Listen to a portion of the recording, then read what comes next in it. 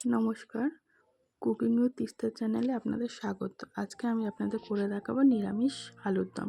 তার জন্য আলুটাকে আগে থেকে সিদ্ধ করে রেখেছি। তার লাগছে সর্ষের তেল, আদা বাটা, কাঁচা লঙ্কা বাটা, চিনি, নুন, হলুদ, ধনের গুঁড়ো, জিরের গুঁড়ো, কাশ্মীরি লঙ্কার গুঁড়ো, লাগছে জিরে, শুকনো লঙ্কা, ধনে পাতা কুচি, মটরশুঁটি আর টমেটো কুচি, আর লাগছে গরম মশলা গুঁড়ো। এই উপকরণ দিয়েই আমি রান্নাগুলো করব। এরপরে কড়াইতে সাদা তেল দিয়ে আমি আলুগুলোকে ভালো করে ভেজে নেব। একটু ছাকা তেলেই ভাজবো আলুটা, তাতে ভালো হবে খেতে আলুর দমটা। ওই জন্য একটু ছাকা তেলে আমি আলুটাকে ভেজে নেব। তাই জন্য কড়াইতে আলুগুলো দিয়ে দিলাম পরিমাণ মতো। এবার ভালো করে নাড়িয়ে দিচ্ছি, না হলে একদিকেই হবে, ওই জন্য নাড়িয়ে দিচ্ছি আলুর দমটা।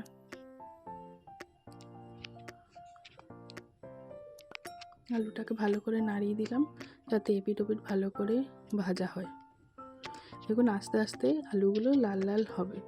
যখন লাল লাল হবে তখন আমি আলুগুলোকে তুলে নেব। একটু মিডিয়াম লাল লাল হলেই আমি তুলে নেব। দেখুন মোটামুটি হয়ে গেছে আলুগুলো ভাজা। এবার আমি আলুগুলোকে ভাজে তুলে নেব। এবার আলুগুলোকে আমি বাটিতে তুলে নিচ্ছি।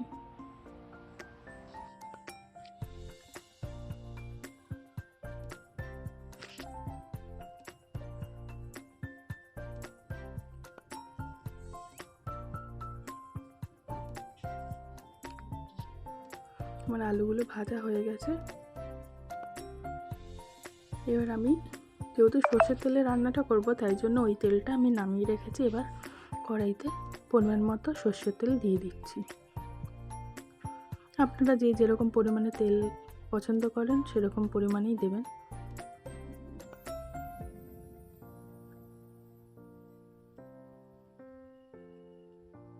এবার তেলটা গরম হয়ে গেছে। এবার আমি ফোড়নগুলো আস্তে আস্তে দিয়ে দেবো। প্রথমে দিয়ে দিচ্ছি শুকনো লঙ্কাগুলোকে একটু ফেটে দিলাম, না হলে ফেটে উঠলে মুশকিল হবে, ওই জন্য। আর দিয়ে দিলাম কিছুটা জিরে, গোটা জিরে। ফোড়নটা ভালো করে পুড়ে যাচ্ছে, তারপরে আমি আস্তে আস্তে মশলাগুলোও দিয়ে দেবো। এবার আমি প্রথমে টমেটো কুচিটাকে দিয়ে দিচ্ছি, দিয়ে ভালো করে নাড়াচাড়া করে নিচ্ছি।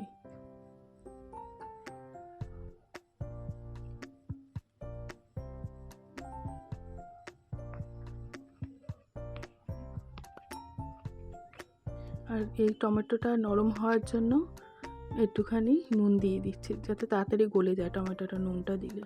ওই জন্য নুনটা দিয়ে একটু ভালো করে আবার নাড়াচাড়া করে নিলাম।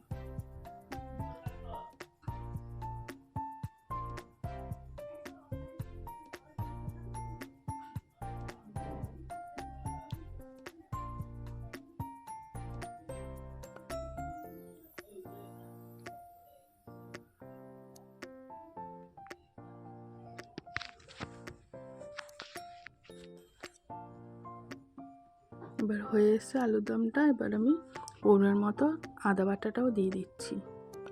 তারপরে আস্তে আস্তে দিয়ে দেবো কাঁচা লঙ্কা বাটাটা। এবারে সব মশলাগুলোই দিয়ে দেবো ধনে গুঁড়ো, তারপরে দিয়ে দেবো জিরের গুঁড়ো,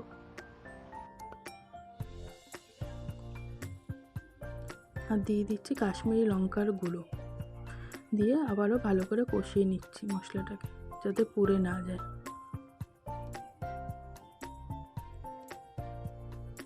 এবারে দিয়ে দিচ্ছি হলুদ গুঁড়ো। এইসব মশলা আমাদের ঘরেই থাকে, সেই দিয়েই আমি করছি। আপনারা কেমন লাগবে জানি না। এরকমভাবেই আমি আলুর দমটা করি, নিরামিষ আলুর দম।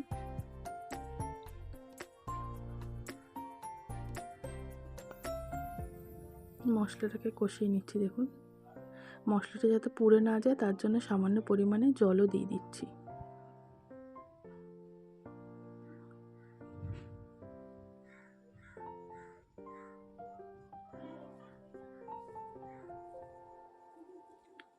আর আবারও একটু জল দিয়ে মশলাটাকে ভালো করে কষিয়ে নিচ্ছি, যাতে মশলাটার থেকে তেল বেরিয়ে আসে সেরকম পরিমাণে জল দিয়ে দিচ্ছি যাতে মশলাটা ভালো করে কষে যায় আর তেলটাও যেন বেরিয়ে আসে মশলা থেকে। এবারে আমি দিয়ে দেবো মটরশুঁটিগুলো, যেগুলো রেখেছিলাম ওগুলোকে।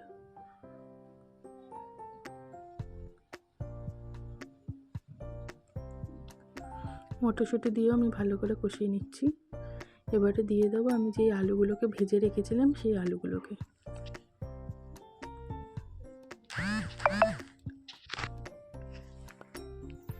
আলুগুলোকে দিয়ে আলুর সাথে মশলাগুলোকে ভালো করে কষিয়ে নিচ্ছি। আর এই নতুন আলু দিয়ে শীতকালে আলুর দম খেতে ভালোই লাগে। আর পনেরোর মতো চিনিও দিয়ে দিলাম। এবারে আবারও মশলার সাথে আলুগুলোকে ভালো করে কষিয়ে নিয়ে আমি জল দিয়ে দেবো। আগে ভালো করে কষিয়ে নিই।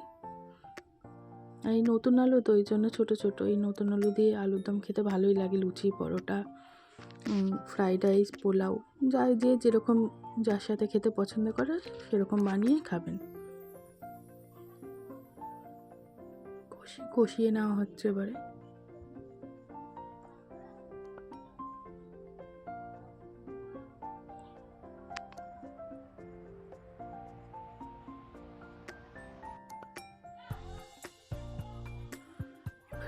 আমি কিছুটা জল গরম করে রেখেছিলাম, গরম জল দিলে ভালো হয়, তাই জন্য আমি জলটাকে কিছুটা গরম করে রেখেছিলাম। এবার আমি পরিমাণ মতো জলটাকেও দিয়ে দিলাম।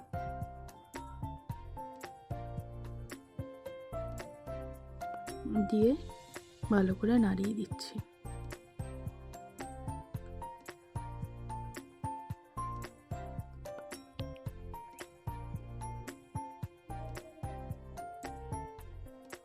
এবার আমি কিছুক্ষণ ঢাকনা দিয়ে রাখবো যাতে আলুটা ভালো করে সিদ্ধ হয়ে যায়। এবার ঢাকনা খুলে দেখলাম যে ফুটে গেছে, তখন আমি আবার নাড়িয়ে দিলাম।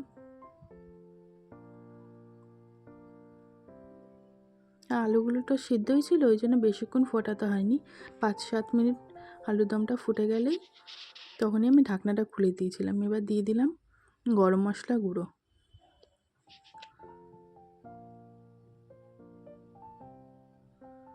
গরম মশলা গুঁড়ো দিয়েও একটু ভালো করে নাড়িয়ে নিচ্ছি।